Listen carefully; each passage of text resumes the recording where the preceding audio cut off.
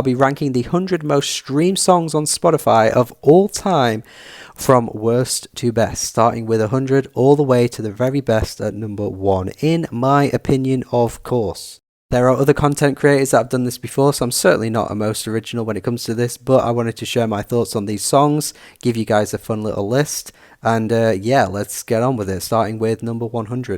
Speaking of not being original, I have no hot takes for you here, guys. Dance Monkey is the worst song on this whole list. I cannot believe how popular this song is. I've never met a single person that likes this song. It is the most grating, annoying thing ever. What the hell is going on with these vocals? I do not friggin' know. And somehow, in the top 10 most streamed songs of all time on Spotify, Tones and I is the only female artist. Yeah. There you go. At number 99, we've got Thunder by Imagine Dragons. I don't know what's going on here either, guys, to be honest with you. The vocals on the chorus sound really weird and odd, with the pitch shifting, with the thunder, thunder, thunder, thunder. It just sounds so terrible. It's so grating. The beat barely exists on this song as well. It's so odd, and his flows on the verses are just really awkward too. What an odd song. I'm legally not allowed to speak about this one. At 97, we've got Ed Sheeran's Shape of You. Never understood the hype for this one. This was for a long time the most streamed song on Spotify for like years as well. Someone tell me why. Why are we listening to Ed Sheeran sing about sex? There is nothing that will make my penis shrink quicker than hearing Ed Sheeran sing the words, "I'm in love with your body." I'm not keen on these pop girlies who decide that they want to cosplay hip-hop for a random trendy hit song, and yeah, Seven Rings is no exception. Ariana Grande doing trap? Who wants to hear this, man? It just sounds atrocious. It wasn't cool when Miley tried doing it as well in the early 2010s, which we seem to have forgotten about, and yeah, it wasn't cool when Ariana did it either. Get this leprechaun-ass music out here, man. You only know you're high when you're feeling low. Why is he singing like that? Maroon 5 just keep doing it, don't they? They will stay relevant for the rest of eternity. I don't know how they do it every time, but yeah, it never sounds very good. This somehow isn't one of their worst songs, though, I will say that, and yeah, it's still pretty low down on this list, so what does that say?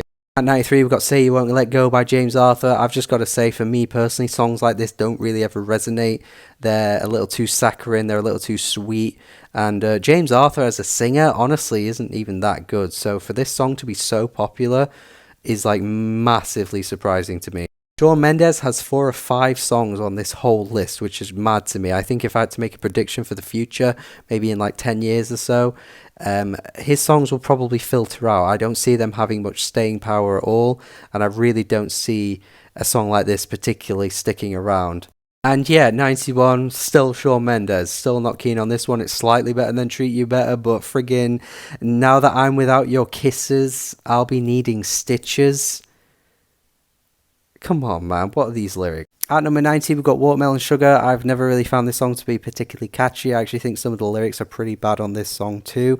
I think the chorus flows awkwardly as well, like Watermelon Sugar High, over and over again. Watermelon Sugar High, like just isn't catchy, doesn't flow right to my ears.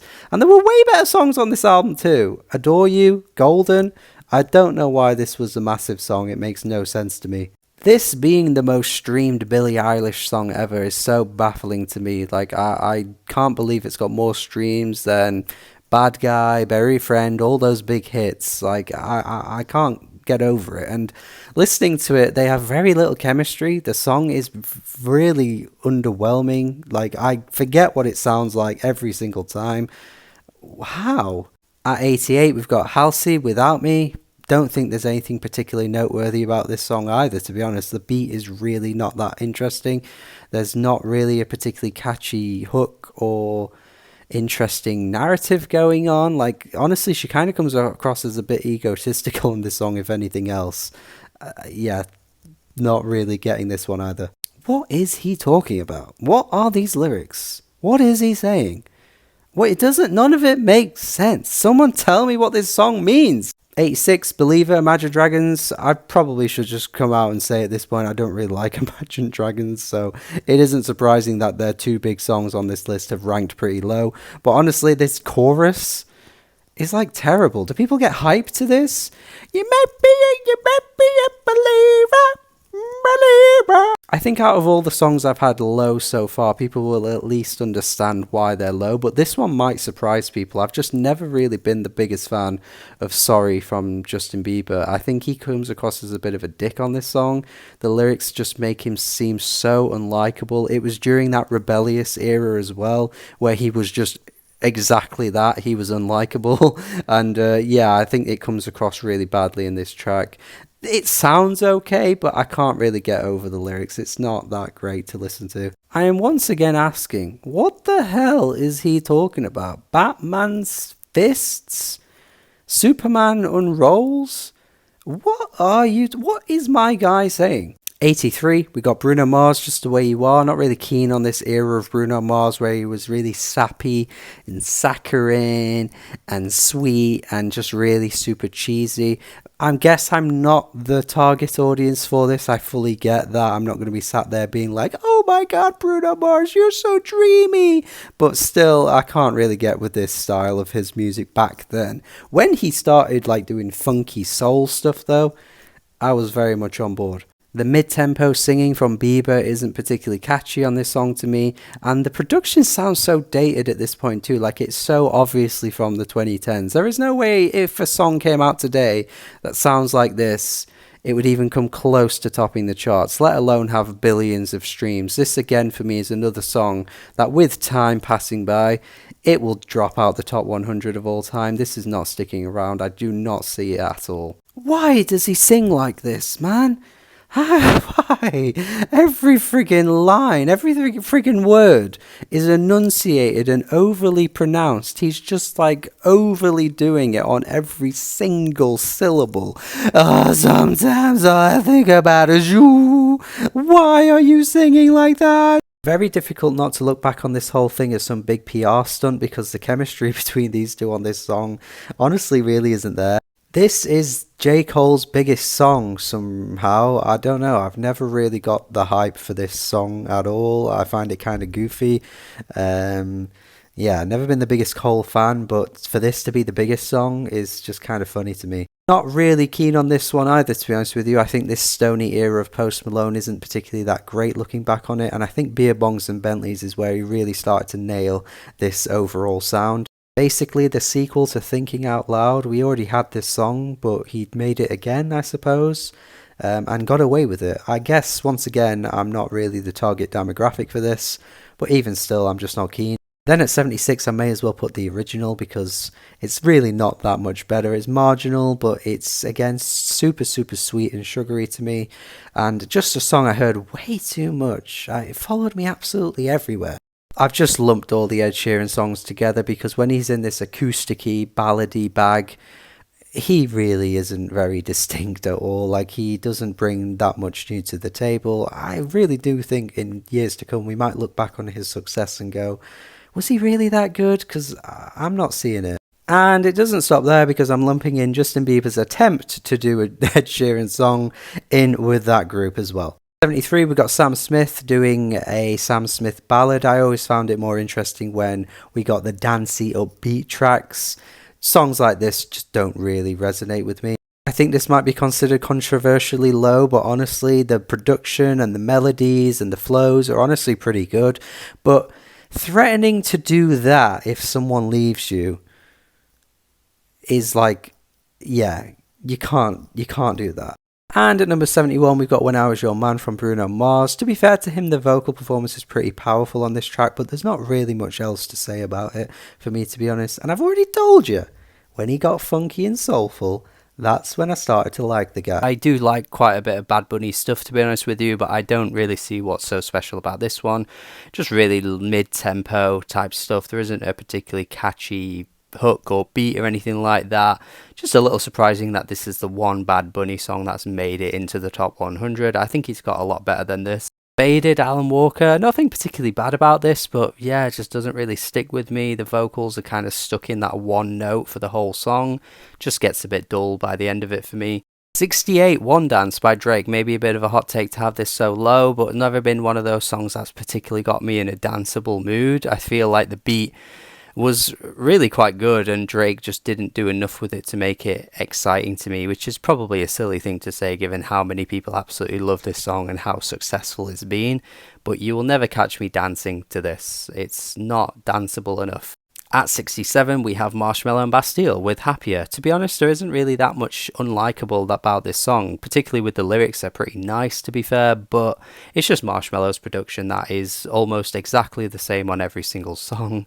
There just isn't much variation in what Marshmello can do. It's just very much a one-trick pony, and yeah, when the drop comes in, I don't know, am I meant to dance? Am I meant to jump? I don't get it with Marshmello. Alright, hear me out, guys. Hear me out. There are way better Police songs than this. Are you kidding me? Are you kidding me? There are way better. Roxanne? I could list so many. There's so many more that are better than this. Why is this? Why is this the big one? Why? I know it's like a narrative and it's like talking about how like people, musicians get stalked or whatever. There's a story going on, but I just don't really enjoy these lyrics. Just listening to it is just a bit creepy. It's a bit odd. There's way better songs by them. At number 65, got Take Me to Church by Hozier, a song that was a pretty big outsider hit at the time. There wasn't really anything like this on the charts. But nowadays, I'm thinking it's sounding a bit dated, to be honest. I feel like there's just this hollowness to it all, like the drums and the percussion. It's just all echoey and it doesn't really have that much bite or impact. I think it just needs to be a bit more stronger with those elements to have a bit more oomph to it. I'm just not really overly keen on how this sounds. Again, another artist that has more songs than this that are quite a bit better. All of Me, John Legend. Look, I can't really hate on it. It's just kind of like mum music, really. There's nothing really to dislike here, but it's just a bit like, come on, John Legend's got more in his arsenal than this. He's done so many cool hip-hop collaborations over the years. He's done a lot more, even in his solo stuff, that's better than this, really. But, of course, the kind of, like, wedding dancey song is going to be the biggest one. I don't know. I just don't think these lyrics are that well written, to be honest. I'm sorry. I said it. Yeah, I don't hate this song. I don't hate it. Alright? Is that okay? I don't hate it that much. The xylophone falling down the stairs drop thing that happens sounds a bit tacky, but I don't hate it. The Box at 61 is a track that I wanted to like more than I do. And there are elements of it that I do think are actually pretty sick, like the vocal melodies and the chorus sounds great. But it's just that friggin'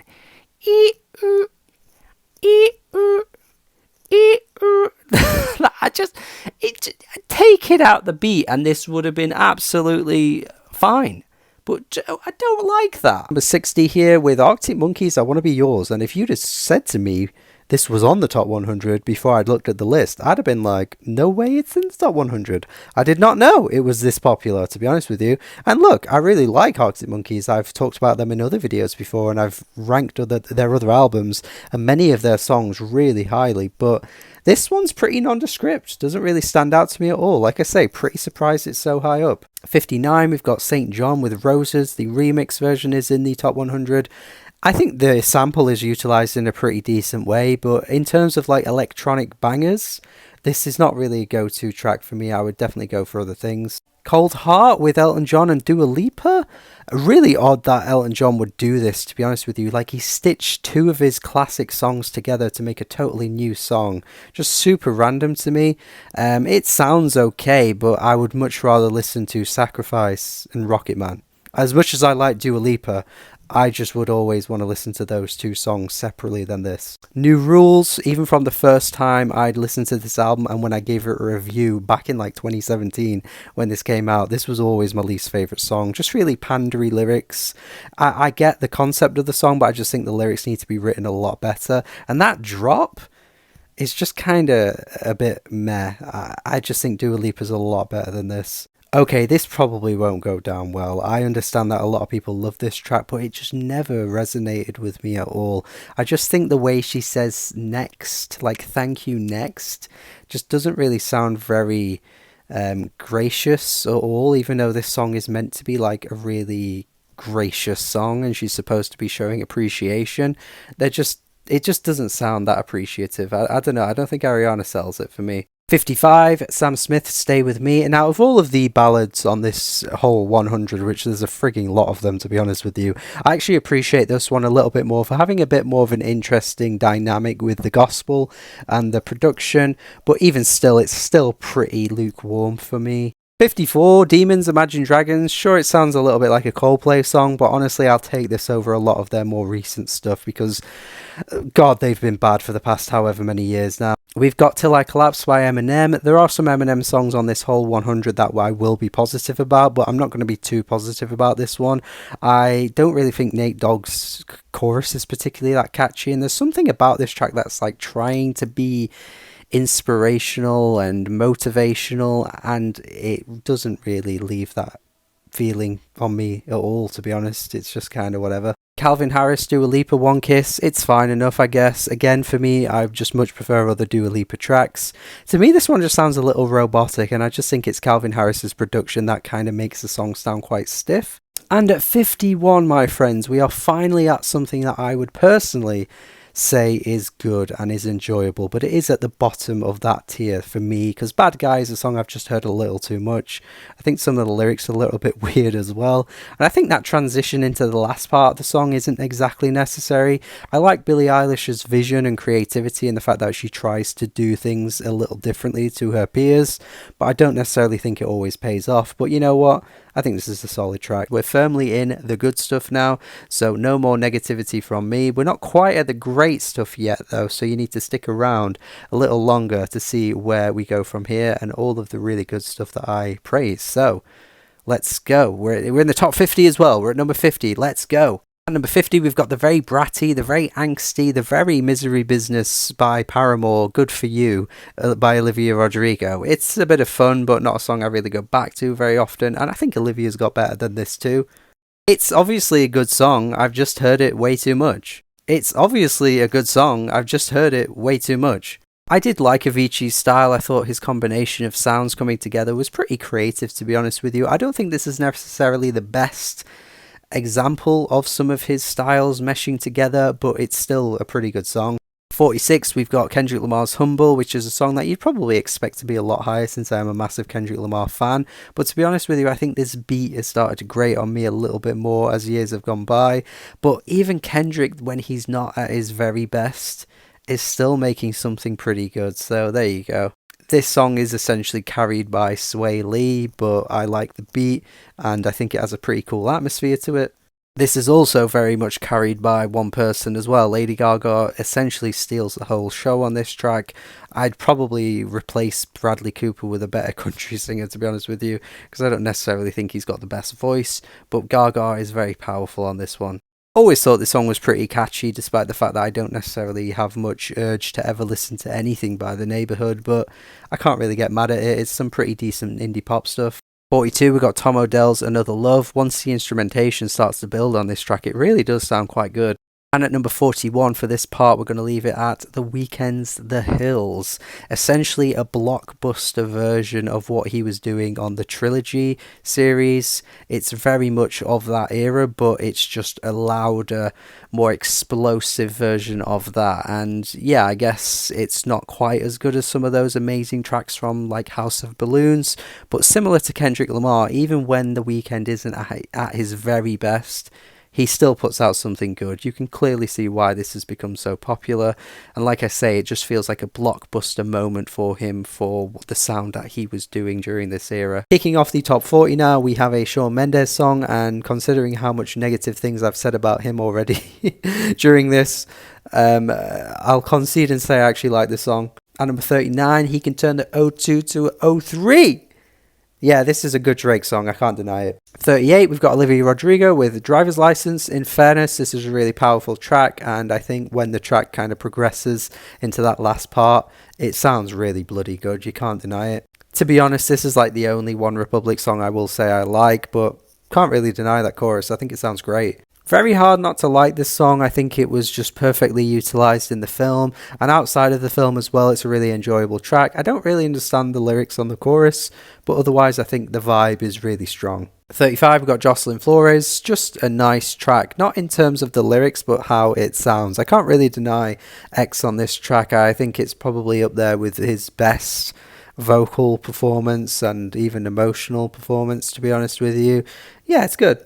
34, we got Rockstar by Post Malone and 21 Savage. Honestly, just a turning point for Post Malone for me, where I actually realised, oh, he can do trap and hip-hop quite well. Because like I say, Stoney wasn't really a particularly good album in my opinion, but there were some really great tracks on this album. At number 33, we've got I Took a Bill in Ibiza, which is the remix version of this Mike Posner song. A really sad track that was just basically him and an acoustic guitar, I think, initially, but the remix really lifted it up and made it one of those classic sad songs with an upbeat melody type thing. But one thing I will say about this song is that I'd implore you to check the tweets that Mike Posner made about this song recently, because he's very much in a different place now. He's not as depressed, he's not as sad, and I think that's a very good thing. 32, we've got Stressed Out by 21 Pilots. I typically don't like this kind of spoken word, white boy hip hop type thing that 21 Pilots annoyingly popularized with artists like Hobo Johnson and many other frigging terrible ones that came after. But to be fair, I think this is a good song. I think it's a really good song that reminisces on childhood and how things were a lot easier when you were younger, but nowadays everything is just way worse, and when you're an adult everything just becomes so stressful. I think it's a good, relatable idea for the song, and I've always thought this was one of their better songs, to be honest. And at 31 we have The Night We Met by Lord Huron. Never knew this was so popular, but it turns out it is, and I can't really deny how good of a track it is. I actually saw these guys live years ago, so it was news to me that this was a popular song, but I'm all for it because it's good. At number 30, we have Don't Stop Me Now by Queen, which is a little cheesy, to be honest with you, especially with the lyrics, but I can't really deny that it is a really fun song. At number 29, we have Someone Like You by Adele, which I think a lot of people would have way higher, actually. But for me, personally, not really a song I go back to often. It isn't one that I really play on a regular basis. It's just one that whenever I hear it, I'm just super appreciative of the fact that this song is so well performed. The vocals are absolutely stellar, of course, it's Adele. But also something about this song that I like as well are the lyrics. I mean, for a breakup song, it genuinely sounds really, really thoughtful and caring. 28, we've got Macklemore and Ryan Lewis, Can't Hold Us, a song to this day that I just think is so fun. I think the chorus from Ray Dalton is absolutely fantastic as well. It's just so hard not to get super hyped and energized whenever you hear this song, which I honestly could not say about any other song from Macklemore at all. Not a clue why this song had a resurgence, but I think it's a really good Weeknd song, and like I said with The Hills, even when The Weeknd isn't at his very best, he's still putting out songs like this. I can't help but feel like I have to sing along so passionately whenever that chorus hits. Coldplay, Viva La Vida next, and there was something in the waters when they were making this song and this album, and what was in the waters was in fact Brian Eno and John Hopkins. Those guys elevated Coldplay's sound to a whole new level, and a level that Coldplay will probably never reach again.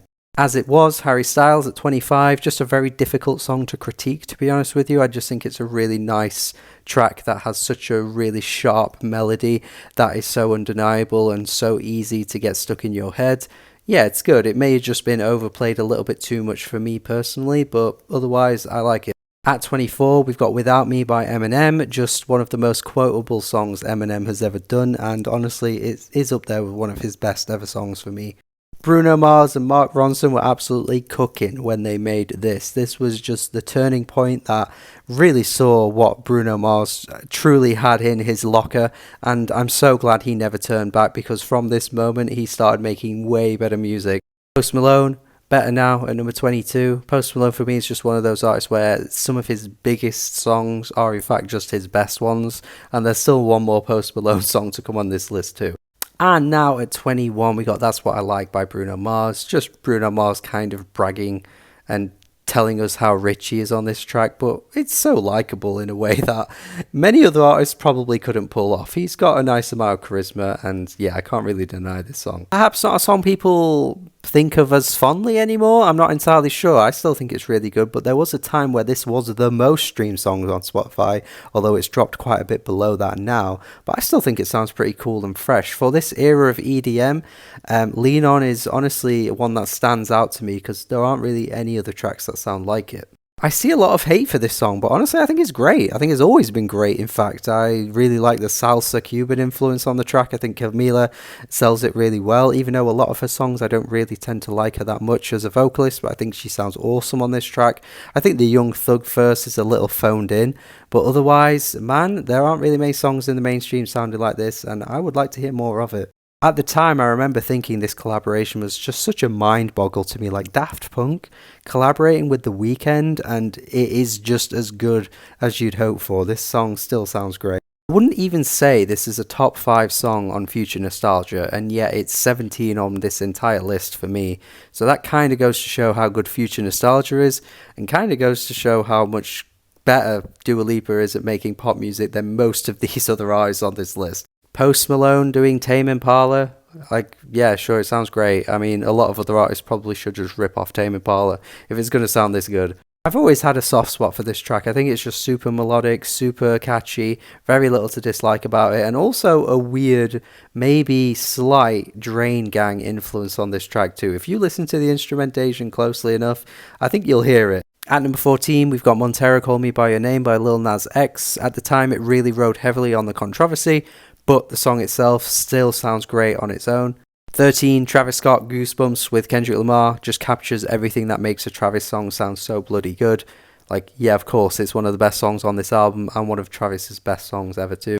This leather jacket, sunglasses, slicked back hair era of Arctic Monkeys did provide us with one of their best songs. Do I Want to Know is just such an interesting, psychedelic, soulful approach to a rock track that we hadn't really heard them do before, but they pull it off so well, and it is quite easily, for me, the best song on this album as well. And at number 11, we have In the End by Linkin Park, just a track that has held up very well and is just an essential of the Kerrang era. I mean, come on, man. You tell me you don't rap to every word Mike Shinoda says on this track? You definitely do. The chorus as well, Chester Bennington is belting out his vocals here. It's just a classic. I can't deny this song. Kicking the top 10 off with a massive bang, we have Smells Like Teen Spirit, and I think this probably would be a little bit higher if I personally hadn't heard it so much throughout my life. I'm a big Nirvana fan. I love their music, don't get me wrong, but out of all of their tracks, this is like the obvious one, isn't it? This is the one that you always hear, but personally I would rank quite a few of their songs a little bit higher. But at the end of the day, it's still an iconic, timeless song, and it still ranks in the top 10 of all time on this list. So yeah, there you go. At number 9, Industry Baby by Lil Nas X and Jack Harlow. Maybe some people will be surprised to see this so high, but I just think it's an absolute rager. I think the production from Kanye is absolutely stellar. I think it's just a really hype track that just gets me going every single time. I think Jack Harlow, even on this track, isn't that bad either. He's usually a little corny for me, but yeah, I think it's a great song. What could possibly be said about this track that hasn't already been said? It's Eminem at his absolute best. His rapping is fantastic. His flows are sensational. The amount of quotable lines that you can pick out from this song is insane. It is really hip-hop at its absolute best, and Eminem absolutely nailed this. And the chorus as well is fantastic. I'm not really the biggest fan of Eminem. I think some of his work is pretty weak, to be honest with you, but I cannot find a day in my life where I would ever critique this song because it is just that good. Davey Tears, The Weeknd at number 7, a song where he's just playing into his strengths, doing a synth pop 80s sound that he is just so good at doing, and it never feels like it's a pastiche, it never feels like it's a throwback, it feels modern, and it feels perfect for what The Weeknd is really good at doing. Sicko Mode, Travis Scott, number 6. Look, I know this song became a huge meme and it got played out a little bit as well, but it never got old to me. I never got bored of Sway Lee's vocals. I never got bored of the beat switches. I never got bored of Drake's verse. I never got bored of any of it. It's just an absolute blockbuster event of a hip-hop song, and it is so good to see it become as successful as it was, because when are you ever going to see a song like this ever go to number 1 again? The top 5 now, Juice WRLD, Lucid Dreams, again another song for some people that may have got played out, but for me, never really did. I absolutely love the vocal melodies that he comes out with on this track. He taps into so many earwormy hooks throughout this song, like every line is like its own hook. Yeah, some of the lyrics are a little melodramatic, but I think he sells it really well. This is the peak of emo rap. Speaking of another peak, we have the peak of the SoundCloud era next at number 4. EXO Tour Life, Lil Uzi Vert. I don't think we'll ever hear a song like this again, to be honest. I just don't think anyone could really conjure up this kind of atmosphere. I don't think Lil Uzi Vert can even do this again because it just is such a unique sounding song. There's a freaking Minecraft sample in this as well, which is mad. But yeah, I just get so sucked up into the atmosphere on this one every single time. It's so weird, it's so bizarre, it sounds so alien, but yeah, it really lures me in. It's an amazing song. At number 3, Bohemian Rhapsody, Queen. Look, just as good as everyone says it is, and I think a lot of people would probably have this at number 1, which is absolutely fair enough and valid. But what the hell were they cooking when they came up with this, man? This is one of the most unique songs to ever grace the earth. Like, where did they come up with this? The ideas, the different phases that the song goes through, the vocal inflections, everything about it is just absolutely mind-boggling, and it is just excellent. If you're with some friends and you're a little bit drunk and this song comes on, you're going to have the best moment of your life. At number 2 is currently the most streamed song on Spotify of all time, and that will probably not be surpassed anytime soon. Blinding Lights, The Weeknd, just, again, The Weeknd tapping into his strengths so well. He's got the Michael Jackson influence nailed down. He's got the 80s influence nailed down. And yet it never sounds, again, like a pastiche. It never sounds like he's just ripping other people off. It sounds like a combination of I Ran and Take On Me, which are 2 iconic 80s tracks. And it's just an explosive modern version of that. And I just cannot say no to it. It is just so phenomenal. It feels like a crowning achievement of any artist's career. It's everything he was doing up until this point, just perfecting that with all of his albums that were going in a more of a synth pop 80s direction, and this is just that one song that just perfected it all. And the number 1 song on this entire list, in my opinion, of course, is Dua Lipa, Levitating. I know this might be surprising to see it number 1 for some people, but I do think it is that good. I think this song is a modern pop great, and I think in terms of the pop anthems we have at the moment, this is up there with the very best, and I think we will see this age very well and become a timeless pop dance classic in the future. And I think Dua Lipa will be viewed as a legend in the pop game years to come as well. I think she is just that good. She has so much personality, she has so much charisma, and this track is ridiculously danceable, ridiculously catchy, and I think it is just excellent and a display of how good pop music can really be. The entire top 100 stream songs of all time from worst to best on Spotify has been ranked, and of course it's all my opinion, so if you agree with me, disagree with me, where would you have ranked some of the songs that I ranked highly? What would your ranking look like? Let me know, and make sure you are following for more content like this. Thank you for watching. I still see your shadows in my room. Can't take back the love that I gave.